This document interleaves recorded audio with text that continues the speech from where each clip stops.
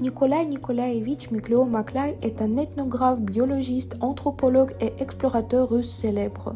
Il a consacré une grande partie de sa vie à l'étude des populations autochtones d'Australie, d'Océanie et d'Asie du Sud-Est, y compris les Papous de la côte nord-est de la Nouvelle-Guinée. Ses recherches ont été très appréciées de son vivant.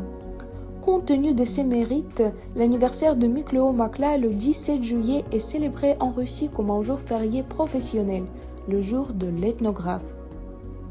Nikolai Nikolaevitch est né le 17 juillet 1846 dans le village de Rojdestinsky, dans la région de Novgorod, dans une famille d'ingénieurs.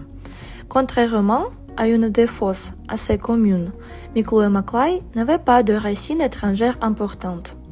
Explorateur, lui-même est issu d'une famille cosaque, Miklou. Dans son autobiographie L'ethnographe, il parlait de ses origines russes, allemandes et polonaises. Il est curieux que le futur ethnographe faisait souvent une école buissonnière. Comme il l'a avoué lui-même, au gymnase, il manquait de cours non seulement pour la mauvaise santé, mais simplement pour ne pas faire ses études. Sans terminer ses études à Saint-Pétersbourg, Nikolai part en Allemagne. En 1864, le futur ethnographe fait ses études à la faculté de philosophie de l'université de Heidelberg. En 1865, à la faculté de médecine de l'université de Leipzig. Enfin, en 1866, il s'installe à Jena en Allemagne, où il étudie l'anatomie comparée des animaux à la faculté de médecine. En tant qu'assistant du naturaliste allemand, il visite le Maroc et les îles Canaries. Lors de la première expédition aux îles Canaries, le futur explorateur étudie les éponges de mer, découvrant ainsi une nouvelle espèce d'éponge calcaire. Il est à noter que de 1864 à 1886, Miklós-Maklay vit surtout à l'étranger. En 1869, il entreprend un voyage sur la côte de la mer Rouge. Le but du voyage étant l'exploration de la faune marine locale. Pendant ce voyage, Miklós-Maklay effectue également de précieuses observations géographiques. Nikolai devient le premier à avancer l'idée de l'égalité raciale des humains. Afin de justifier cette théorie, Miklós-Maklay décide de faire un long voyage dans les îles du Pacifique pour étudier la race papou. En 1870, avec l'aide de la Société géographique russe, l'explorateur a l'occasion de se rendre en Nouvelle-Guinée. Il monte à bord du navire militaire Vitis. Son expédition est prévue pour plusieurs années. Le 20 septembre 1871, le navire Vitis débarque Maklay sur la côte nord-ouest de la Nouvelle-Guinée. Il ne voyageait pas seul, mais accompagné de 2 serviteurs.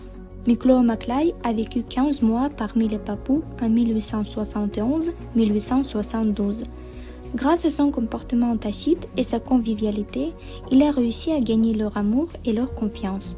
Il a été déifié et nommé Papou blanc.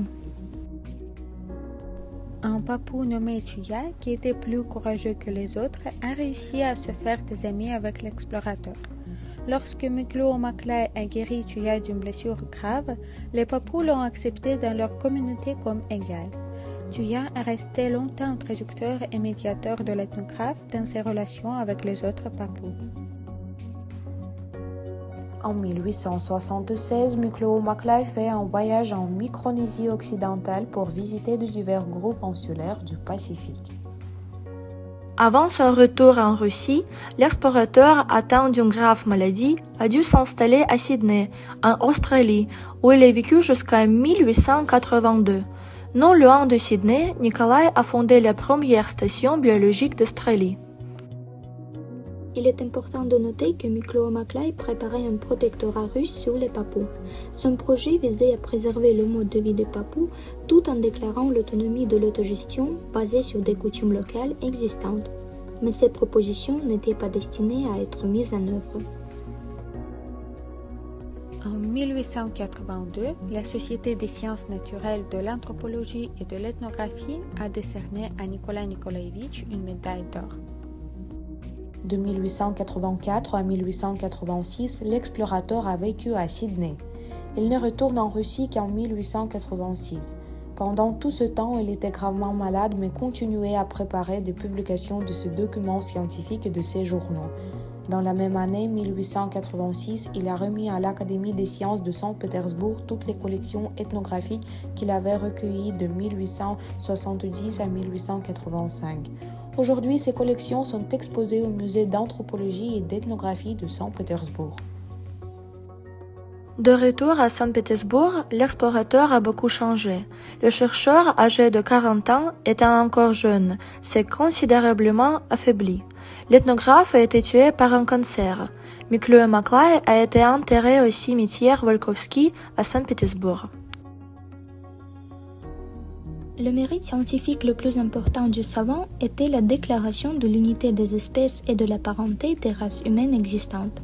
C'est également lui qui a rédigé pour la première fois une description détaillée du type anthropologique mélanésien. De nombreuses observations du voyageur, caractérisées par un haut niveau de précision, restent jusqu'aujourd'hui pratiquement les seuls documents sur l'ethnographie de certaines îles d'Océanie. La mémoire du chercheur ethnographe est largement conservée non seulement en Russie, mais dans le monde entier. On trouve aujourd'hui son buste à Sydney. En 1947, le nom de Miklós Maklay a été attribué à l'Institut d'ethnographie de l'Académie des sciences de l'URSS. En 2014, la Société géographique russe a créé une médaille d'or Nikolai Nikolaevitch Miklós Maklay. La reconnaissance mondiale de ce chercheur est également attestée. En l'honneur de son 150e anniversaire, l'année 1996 a été proclamée par l'UNESCO l'année de Miklós Maklay et il a été nommé citoyen du monde.